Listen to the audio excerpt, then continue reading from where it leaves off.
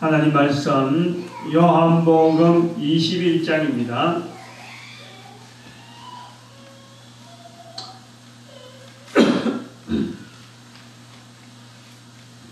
요한복음 21장 15절 말씀 한 절만 합니다.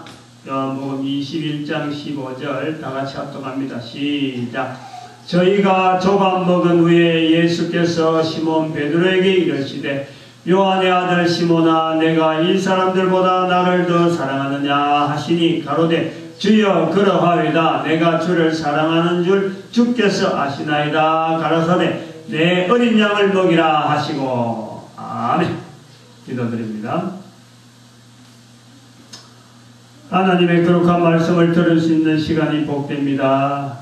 하나님의 거룩한 말씀을 들을 수 있는 장소가 복되고 하나님의 거룩한 말씀을 들을 수 있는 우리의 회중이 복됩니다. 한 사람 한 사람 복되게 해주시옵시고 이로 말미암아 주의 말씀이 우리 한 사람 한 사람을 통해서 온 세계 만방에 퍼져나가 말씀이 땅에 떨어지지 않도록 우리의 입을 통해서 얼마든지 선포되어질 수 있는 거룩한 말씀 되도록 성령님 역사하여 주시옵소서. 감사드렸고 예수님의 이름으로 기도드립니다. 아멘.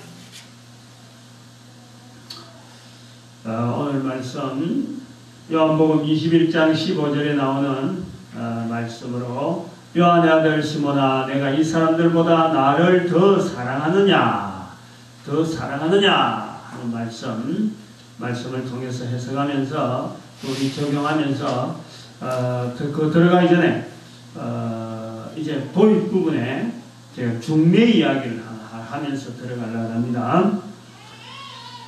지금 결혼 중매를 진행 중에 있어요. 결혼 중매 한 건은 중요했습니다. 내가 결혼 중매를 했다 생각을 안 했는데 또 우리 사모되시는 전사님이 언젠가 있었다. 그러고 제가 중매를 한번 했었어요. 신학생 시절에 중매를 했는데 아주 참 고맙다고 내한테 두 분이 얼마나 내한테 고맙다고 하는지 아주 내 이야기를 하면 끄뻑 할 정도로 그렇게 고맙다고 그래요.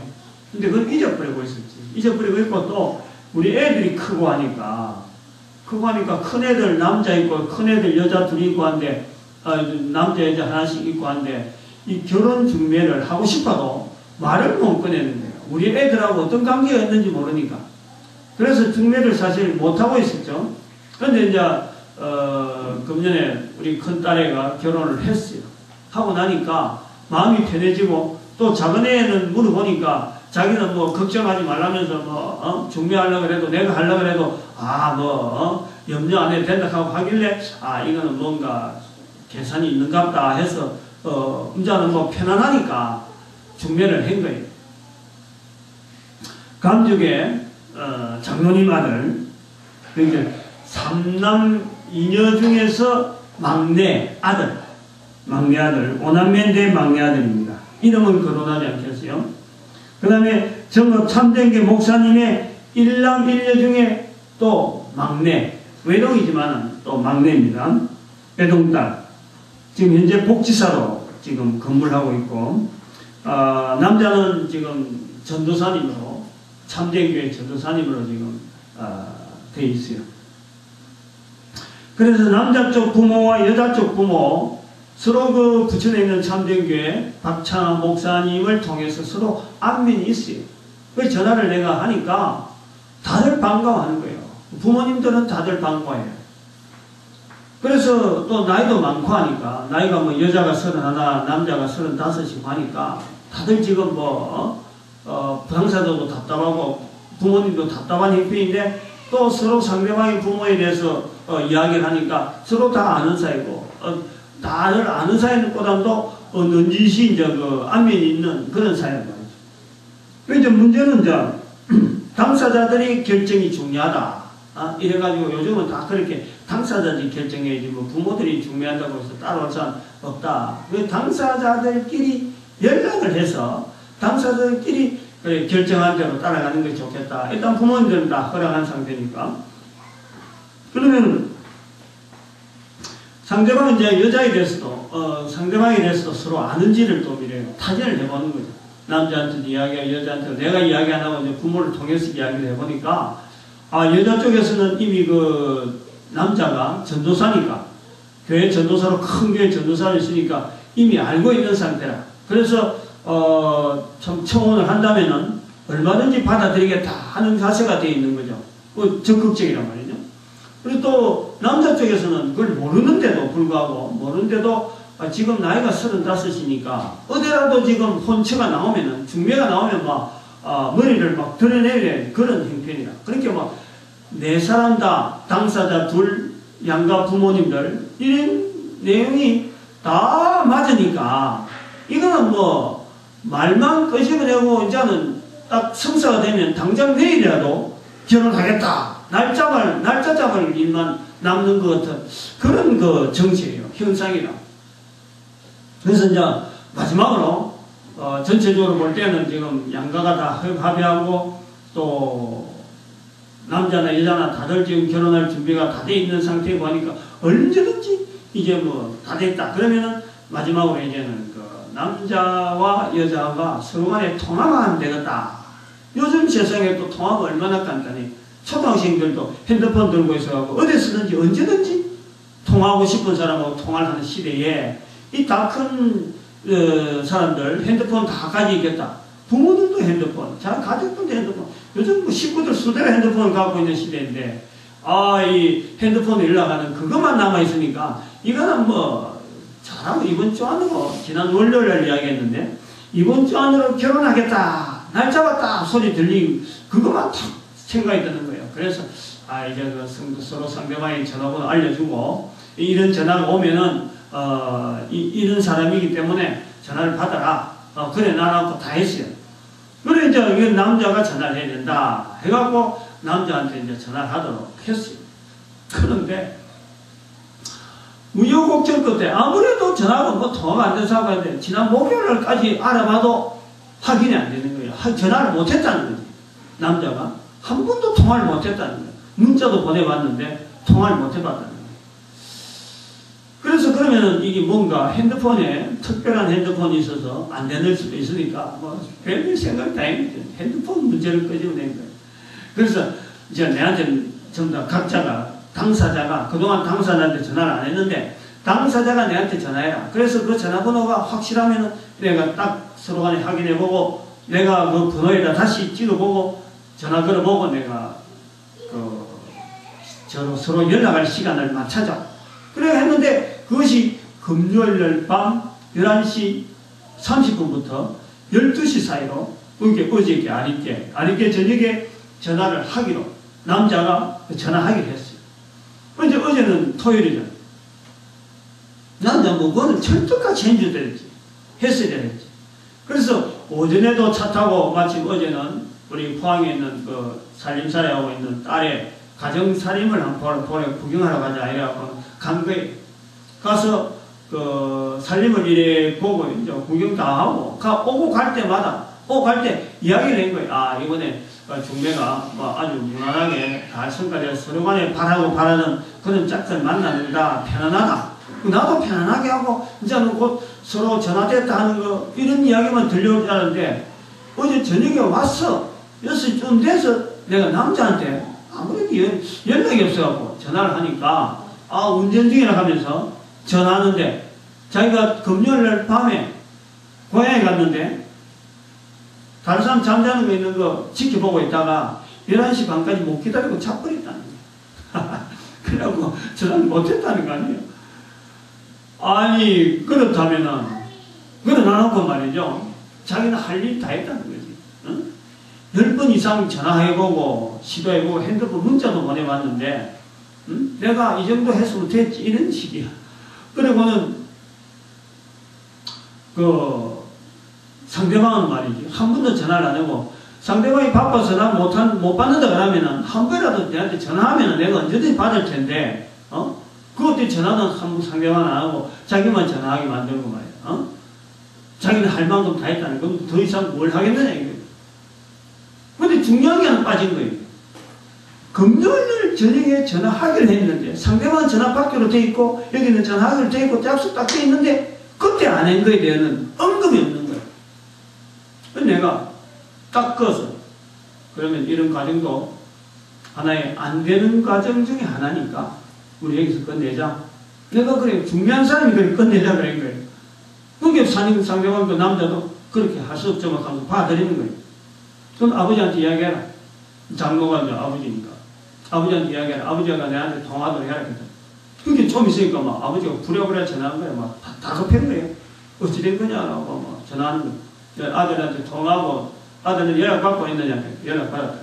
나 지금 여자 쪽에 지금 전화해가지고 이 중매 끝내려고 내가 하고 있다. 아, 이거 뭐 사정 이야기하고 뭐 저런 이야기하고. 그래서 사정을 뭐 듣고 먹었는데 내용이 없잖아요. 다른 뭐 별별한 내용인데 그래서 다급하게 그래 하면서 또 기대를 하고 하길래 제발 좀 해달라는 듯이 이제 좀 중민 계속해서 연결해봐라 하는 그런 쪽에 이제 뉘앙스가 있길래 그럼 내가 제안을 했어.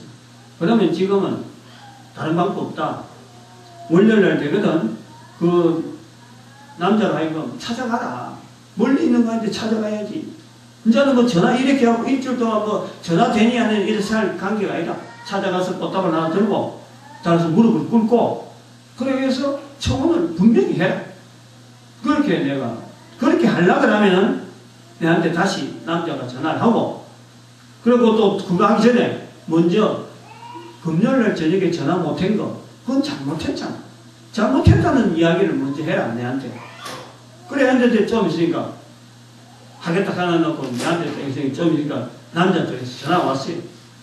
근데 잘못했다는 말은 안 하고 아 내가 오늘 저녁에라도 전화를 다시 하겠다고 이런 이야기를 하는 거야. 내가 그래서 전화 말 딱 끊으면서 그랬어요. 그 전에 해야 될 말 없어? 그것보다 더 앞에서 해야 될 말 없겠어? 그러니까 멈칫하더만 내한테 이제 금요일날 전화 못한 거 미안합니다 하고 내한테 이야기하는 거예요. 그래서 제가 그랬어요. 어떤 일보다도 어떤 일 과정 중에서도 잘못했다는 말을 해야 될 때가 있다. 그것이 제일 급할 때가 있다. 그것부터 하고 다음 이야기를 해야 돼. 그래서 이제 이야기를 찬찬히 풀어나갔습니다. 그러면은 금요일날 이제 이렇게 한 거 이제까지 뭐 전화하고 한 거 전화인 걸 갖고 뭐 서로 이야기하지 말고 찾아가라. 찾아가서 시간은 남자가 하루 중에서 임의로 얼마든지 저쪽에는 24시간 근무니까 뭐 24시간 아니고 12시 퇴근이니까 말이죠. 퇴근 전에 어쨌든 간에 항상 기다리고 있으니까 언제든 찾아가서 밤이 되든지 낮이 되든지 시간 날 때 찾아가서 월요일날 그렇게 해서 잘못했다고 전화가 안 돼서 이렇게 직접 찾아왔노라고 그렇게 서서 분명하게 청원하는 의사를 밝히라. 내가 이렇게 본인도 그렇게 하겠다 그랬어요. 제가 이제 요 예화를 오늘 요 본문에서 왜 지금 요 거짓을 내느냐 지금 여기 더 사랑하느냐 하는 말씀. 나를 더 사랑하느냐 이 사람들보다 더 사랑하느냐. 그게 더라고 하는 말 한마디가 더라고 하는 비교격 이것이 한마디가 들어간 것하고 나를 사랑하느냐 하는 거하고는 이것이 어떤 순서가 있다는 거지. 어떤 그 무게가 있다는 무게가. 예수님을 더 사랑하느냐 더 사랑하느냐 그냥 사랑하느냐 물어보는 거. 사랑하느냐 안 하느냐 사랑하느냐 안 하느냐 yes no입니다. yes no. yes no 밖에 없어요. 그러나 나를 더 사랑하느냐 예 더 사랑합니다 라는 더라는 말이 들어가야 되는 거예요. 더라는 그 말을 지금 여기서 요구를 하고 있는 거예요. 이 말씀을 하시면 15절 지나서 19절에 가보면 이 말씀을 하시면 왜 예수님에게 요한복음 21장에 이렇게 세 번이나 나를 더 사랑하느냐 나를 더 사랑하느냐 나를 더 사랑하느냐라고 묻는 이 질문이 왜 있었느냐. 그리고 그 뒤에 예수님께서 내가 진실로 18절 보니까 젊어서는 내가 스스로 띠띠고 원하는 다니까 늙어서는 내 팔을 벌리리니 남이 내게 띠띠고 원치 아니하는 곳으로 데려가리라 라는 말씀을 하신 이 말씀을 예수님께서 하신 이유가 뭐냐 할 때에 19절에 보니까 베드로가 어떤 죽음으로 하나님께 영광을 돌릴 것을 가리키심이라 말씀을 하고 있습니다. 즉 베드로의 죽음, 베드로의 어떠한 죽음, 베드로의 죽음을 직접 봤다는 거예요. 지금 베드로의 죽음을 보고 예수님과 베드로 사이에서 있었던 이야기를 다시 한번 성경 말씀 속에 적어놓은 거예요. 기록해놓은 거예요. 예수님과 베드로 사이에 있었던 이야기인데도 베드로가 죽기 전에는 이 내용이 기억이 안 났는데 또 이 내용을 기록할 만한 어떤 것은 이유가 없었는데 베드로의 죽음이 특별했다는 거죠. 특별한 죽음을 보고 난 뒤에 예수님과 있었던 말들, 대화 내용을 살펴보면서 아하, 예수님과 이런 대화가 있었다는 것이 베드로가 죽음하고 연결이 있구나. 그 죽음하고 연결해서 기록의 내용이 요한복음 21장, 즉 내 양을 버리라, 내 양을 치라, 내 양을 먹이라 하는 이 말씀하고 관계되어지는 예수님과의 베드로의 관계에서 있었던 말, 대화, 그 내용이 이제는 추가가 되어 있다. 베드로의 죽음을 보고 베드로의 죽음을 통해서 이제는 그 말씀을 다시 부각시키는 거예요. 베드로의 죽음이 어떤 영향이 있었을까 하는 것도 한번 생각을 해볼 수 있습니다. 베드로의 죽음이 보통 사람의 죽음처럼, 일반 사람 죽음처럼 한 사람의 죽음으로 끝나는 정도라면 왜 베드로의 죽음을 기어코라도 여기 성경에 연결해서 베드로가 죽은 게 어떻게 죽었길래 베드로 죽은 게 뭐 대수로운가? 아무 관계없다면요 적을 필요가 없습니다. 그러나 베드로의 죽음이 어떠했다라는 것은 베드로의 죽음 자체를 당시에 굉장히 영향력이 있었다는 거예요. 어떤 영향이 있을까? 부정적인 영향이 있을까? 긍정적인 영향이 있을까? 부정적인 영향을 미칠까 싶어서 그 부정적인 영향을 완화시키려고 베드로의 죽음에 대한 가치를 다시 한번 조명하기 위해서, 다시 한번 더 긍정적인 부분을 살리기 위해서 베드로의 죽음이 이래 그런 죽은 것은 미리 예수님과의 대화 속에 이런 내용이 있었기 때문에 이 죽음은 정당하게 또 당연히 있어야 될 죽음이었다 하는 것을 알리기 위해서 요한복음에 지금 이 내용을 베드로가 어떻게 죽을 것이다 하는 것을 암시의 내용으로 이렇게 삽입되어진, 언급되어지는 표현으로 보고 있는 거예요. 그것도 없는 내용을 다시 뭐 만드는 것이 아니고 이미 있던 내용인데 베드로의 죽음을 통해서 다시 한 번 더 상기시킨 내용이 바로 요한복음 21장의 내용입니다. 다시 말하면 조금 더 구체적으로 이야기하면 요한복음의 20장의 마지막이 요한복음 20장의 마지막이 사실은 요한복음의 끝입니다. 요한복음 20장 31절을 보니까 오직 이것을 기록하면 앞에 기록되어지는 지금까지 요한복음의 1장부터 20장까지 전체다. 이 모든 것을 기록하는 내용에 대한 기록에 대한 마무리입니다. 마무리. 오직 이것을 기록하면 너희로 예수께서 하나님의 아들 그리스도이심을 믿게 하려 함이요 또 너희로 믿고 그 이름을 힘입어 생명을 얻게 하려 함이니라. 여기서 끝난 거예요. 요한복음의 끝이 난 거예요. 그런데 요한복음 21장이 들어간 이유는 뭐냐? 19절에 있는 대로 베드로의 죽음의 사건을 바라보고 이 사건 때문에 예수를 믿는 자들이 예수를 믿게 하려고 기록했는데 예수를 믿는 자들 사이에서 베드로의 죽음을 통해서 동료가 생겨요. 동료, 믿음의 동료, 흔들린다는 거예요. 응? 얘 베드로가 죽는 거 보고 아이고 예수 믿는 예수님의 수제자 베드로가 죽네. 베드로가 저렇게 죽는 거 보니까 우리가 믿는 게 잘못될 수가 있다. 이렇게 부정적으로 나온다는 거예요. 다시 거꾸로 이제 또 다시 설명하면 예수님을 통해서 예수님의 제자들이 예수님의 행적을 통해서 또 여러 가지 알림을 통해서 예수님에 대한 믿음, 그래서 구원을 얻는 여러 가지 일들을 지금 막 전도하고 막 지금 역사가 일어나고 있는데, 많은 유대인들이 믿고 이방인들이 막 믿고 예수님을 믿는다라는데, 그 중에서 가장 예수님에게 사랑받던 수제자라고 하는 베드로가 예수님을 믿는다, 예수님을 전한다 하는 것 때문에 십자가에 달려 죽을 뿐입니다. 십자가에 달려서 체험당하는 거예요. 십자가에 달려 체험당하는 것뿐만 아니라 이 베드로가 나는 이렇게 예수님처럼 십자가에 달려서 죽는 것은 나는 오히려 거부한다. 그래가지고 나는 거꾸로 당하고 싶다. 예수님은 십자가에 달려서 죽었지만은 자기는 십자가에서 죽는 모습이 마치 예수님처럼 죽는 게 되니까 오히려 그것이 예수님의 영광을 어거린다 그래하고 자기는 거꾸로 달리겠다. 그래서 거꾸로 십자가에 달렸어요. 거꾸로 십자가에 달린 이 내용이 우리가 볼 때는 은혜라 싶지만, 지금의 은혜라 싶지만, 당시에 예수 믿는 사람들에게서는, 예수님을 믿는 사람들은 어떻게든 예수님 다시 오실 때 지금 곧 오실 것 같아요. 예수님이 곧 오셔서 예수님을 따르고 예수님에 대한 믿음을 키워가던 이 사람들이 베드로가 체험당하는, 십자가에 체험당하는 그 내용을 보면서, 아, 이거 우리가 믿는 것이, 우리도 베드로가 저렇게 십자가에 당하면 우리는 더 하지 않겠느냐. 그럼 우리도 십자가에 체험당할 수가 있겠다. 우리도 그럼 십자가에 체험당하는 이런 불미스러운 일들이 우리한테 끼칠 수가 있다. 라고 해서 베드로의 죽음을 부정적으로 보는 거예요. 아, 베드로도 수제자도 저런 정도니까 우리 같은 사람이 오죽해서 하찮게 죽겠느냐.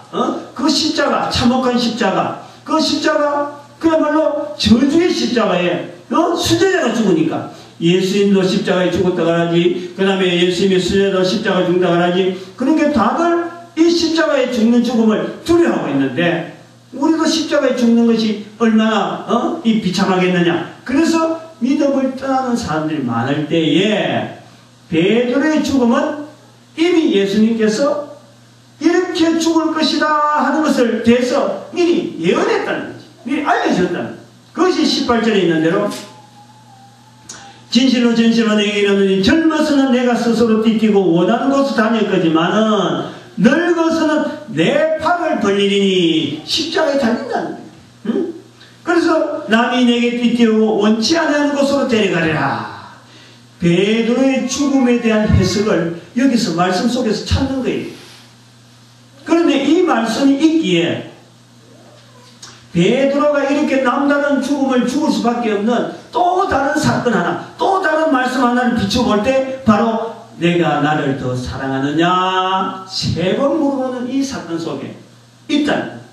왜 베드로가 3번에 걸쳐서 예수님께서 나를 더 사랑하느냐, 나를 더 사랑하느냐, 나를 더 사랑하느냐라는 질문을 받는 당사자로서 그 베드로의 죽음에 인도하는, 베드로가 왜 그런 죽음을 당할 수 있는 그 자리는, 과연 베드로는 어떤 예수님의 그 말씀 속에서 베드로에게 받은, 나름대로의 하나님 앞에 받은, 남들보다 좀 더 나은, 남들보다 좀 더 다른 어떤 죽음을 택할 수밖에 없는 길을 갔을까 하는 것에 대한 설명이 바로 베드로의 죽음, 그리고 그 앞에 있던 18절에 있는 내 팔을 벌리리니, 그 다음에 15절, 16절, 17절 각자 한 절마다 있는 더 사랑하느냐, 더 사랑하느냐, 더 사랑하느냐 질문 속에 있다 하는 것을 우리가 볼 수 있는 겁니다.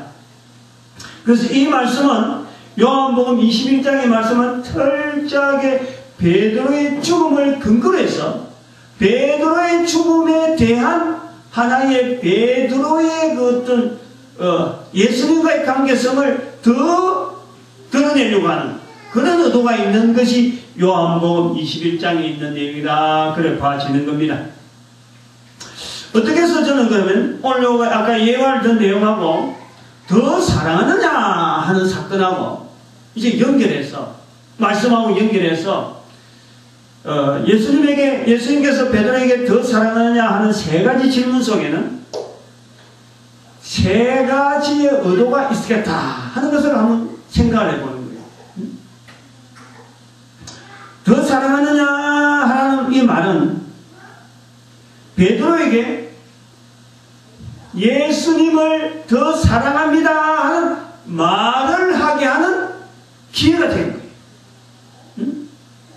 예수님에게 그 무뚝뚝한 베드로, 12제자 중에서 가장 남자 같다고 하는 터부시 한다는 거. 터프한다 하는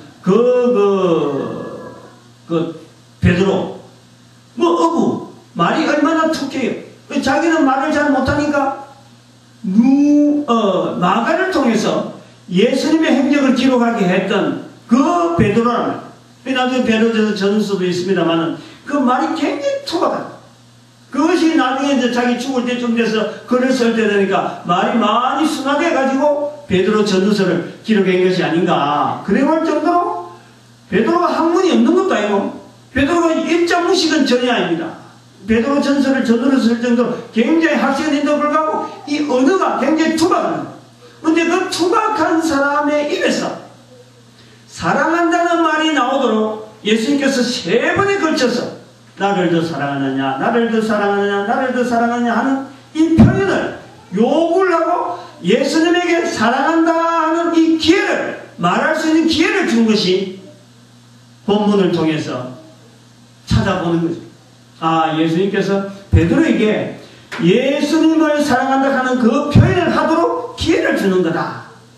마치 아까 제가 예화를 들은 것처럼 잘못했다는 말을 해라. 반드시 해라. 그걸 내가 일부러 강조를 했잖아. 일부러.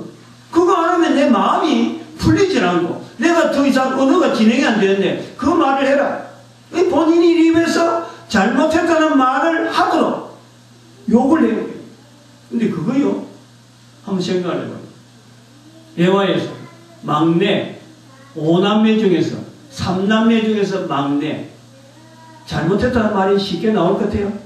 안 나옵니다. 안 나와요. 잘못했다는 말보다는요, 만날 투정하는 겁니다. 투정하는 거. 잘못했다는 건요, 마지들이 잘해요.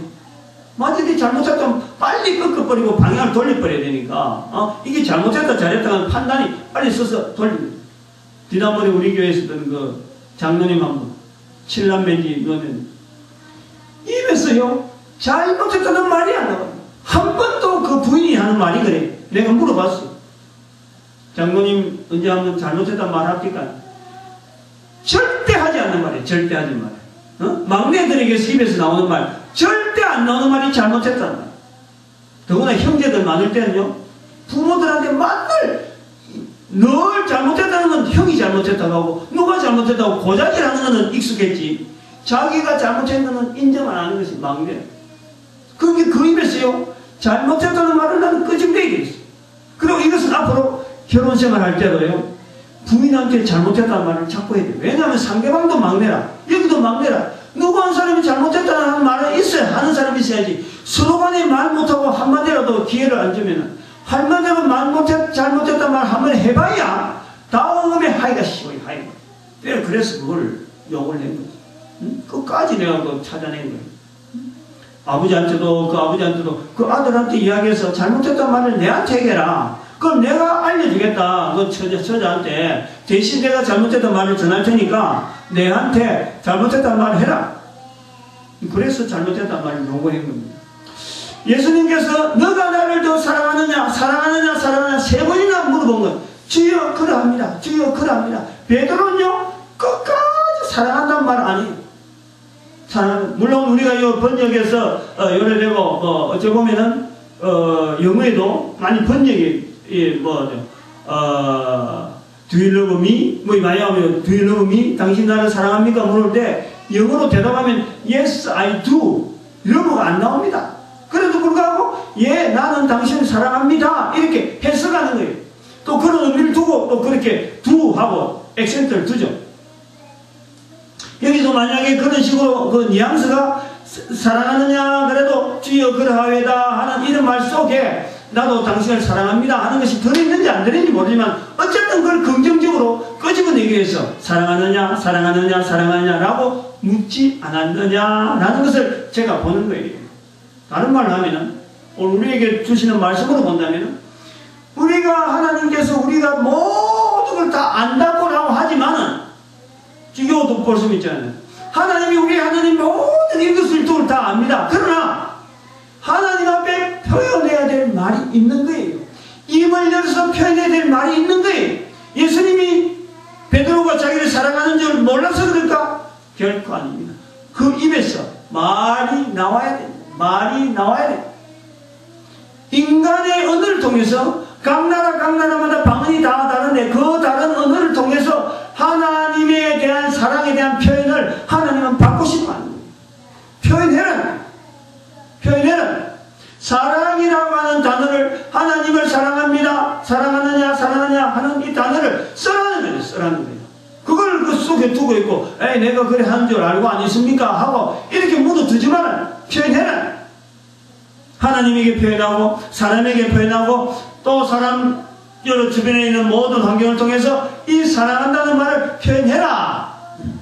이것이 나중에 요한복음 13장에 가보면은 너희가 서로 사랑하면 사람들이 너희가 내 제자인 줄 아니라 사랑하면은 조건이 붙어 있으니까 그 사랑에 대해서 누가 더 사랑하느냐 사랑이라는 말을 쓰라. 사랑이라는 말 행동을 해라.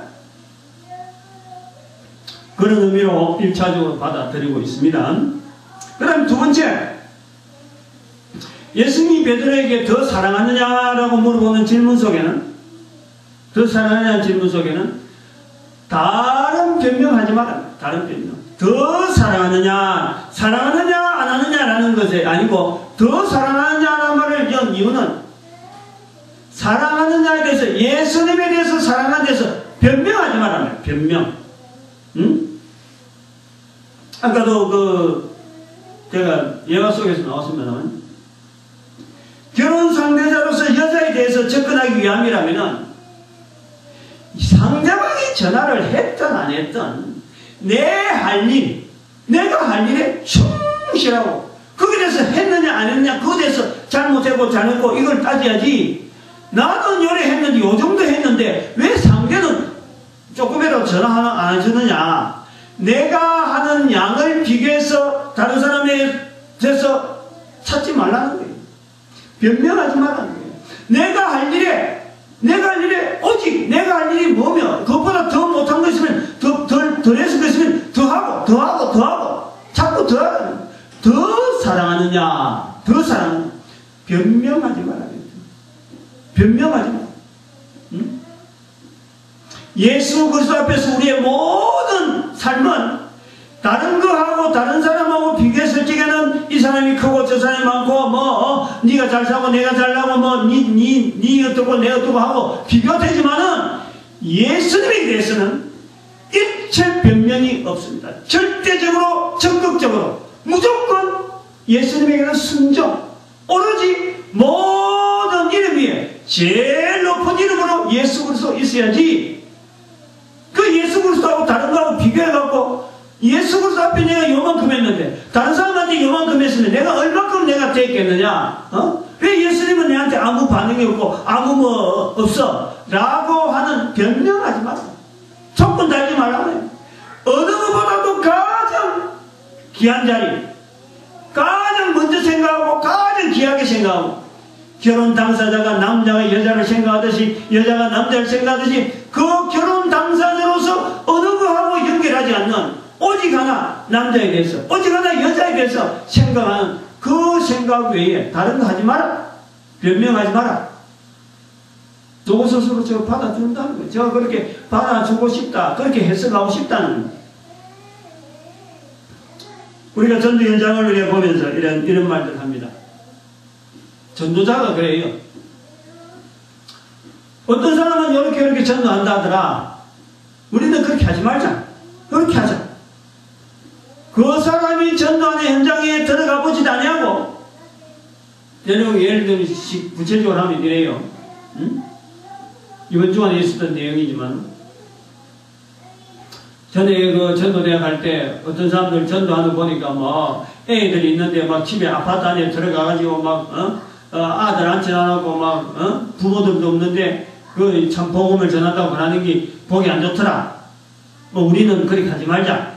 그러니까 민원이 들어와가지고 등대교회 목사님이 우리는 그렇게 안 하고 말이야 신사적으로 한다고 하면서 우리 교회는 신사적으로 하는 교회로 소문나게 바란다면서 전도 편지나 집에 찾아가진 안 하고 그냥 우편으로 편지나 보내고 그러고 또 찾아온 사람 있으면은 선물을 막 돈으로 막 떼어지는 선물로 막 준다 하더라. 차라리 그게 신사적이지 않느냐. 요즘 어떻게 집집마다 손님 찾아가기 그리 힘든데 말이지. 아파트 안에 들어가서 막 애들 앉혀놓고 그래 강압적으로 왜 전도하는 게 되겠느냐. 이렇게 말하는 사람들, 자기는 전도 그런 현장을 한 번도 가보지 않았고 그 현장 속에 나타나는 하나님의 섭리 묘묘한 그 놀라운 역사에 대해서는 한마디도 어떤 반응을 하지 아니하고 그것을 보는 피상적으로 그만 이리 보고는 우리 그런 모습으로 하지 말자. 그렇게 비평하지 마라. 그렇게 비평하는 내용이 아니라 불평하지 마라.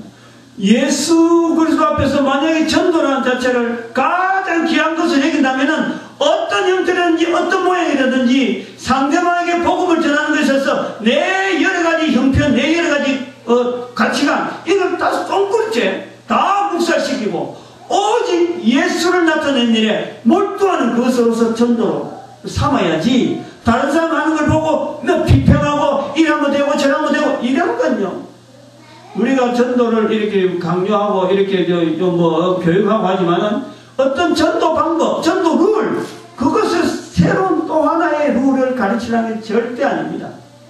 모든 전도에 대한 걸 전도 현장에 대해서 다 수행하면서 그냥 가장 효율적인 전도 내용은 이렇게 하면 좋겠다 하고 이것이 하나의 효율성을 보고 이렇게 지금 욕을 하는 거죠.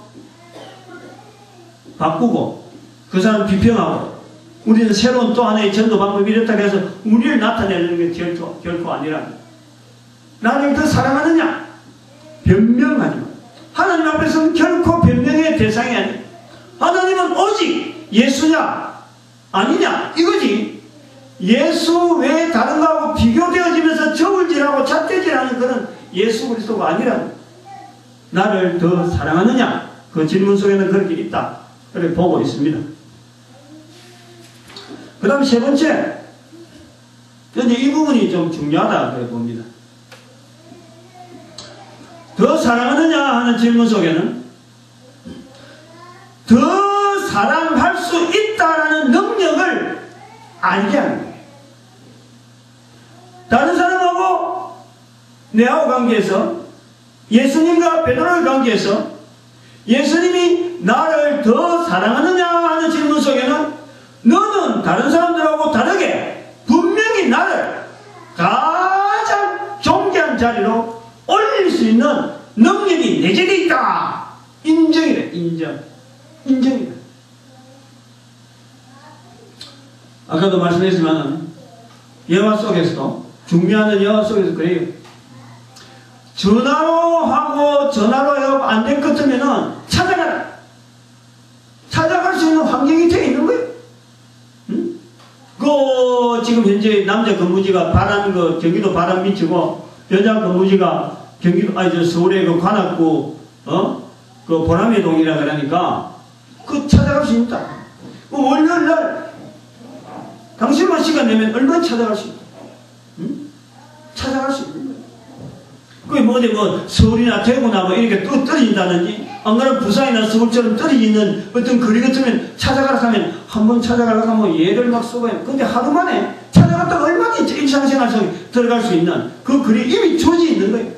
찾아가라. 나를 더 사랑하느냐?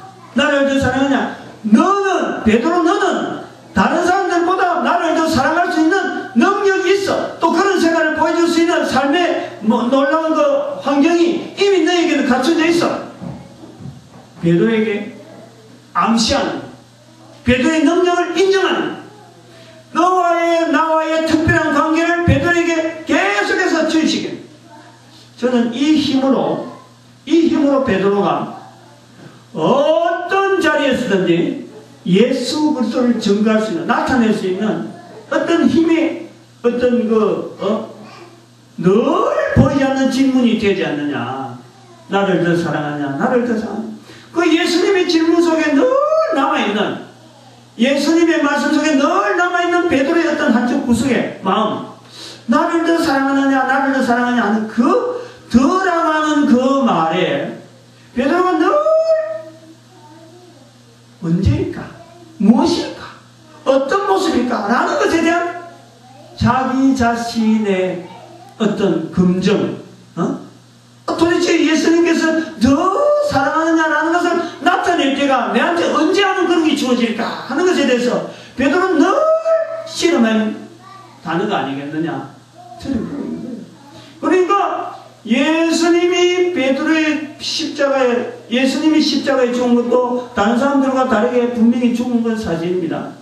그런데 베드로도 예수님과 같이 십자가에 달린 것, 다른 사람보다 좀 다른 죽음의 모습이 되는 거예요. 그러나 그게 베드로가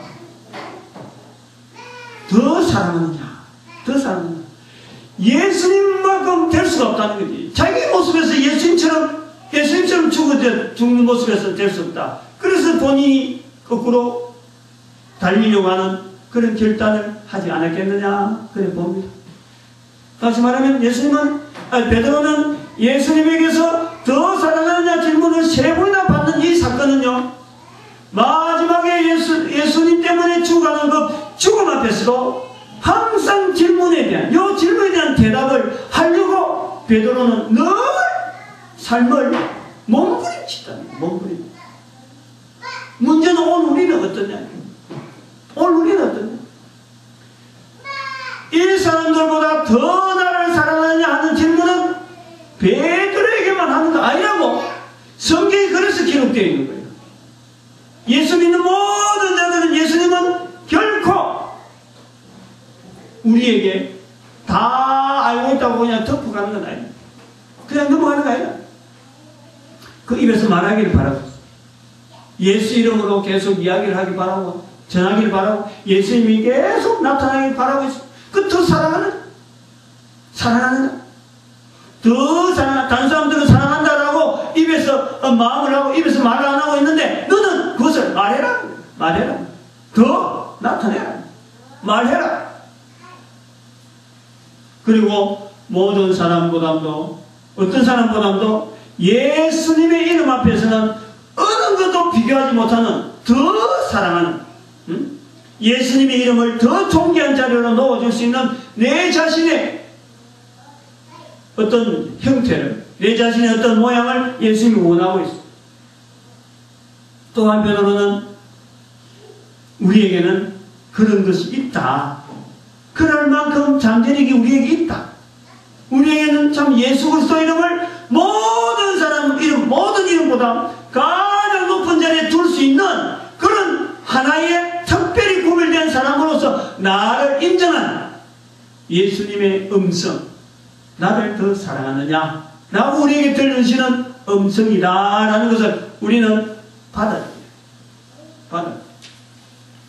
그런데 우리는 그러한 조건이 있음에도 불구하고 우리의 입을 전혀 그런 데 사용하고 있지 않다는 것에 대해서 우리는 자각해 가장 존귀한 자리로 예수 그리스도 이름을 올리는데 우리는 어떤 변명도 될 수는 없습니다. 어떤 것도 우리는 그 자리에 대체할 수가 없어요.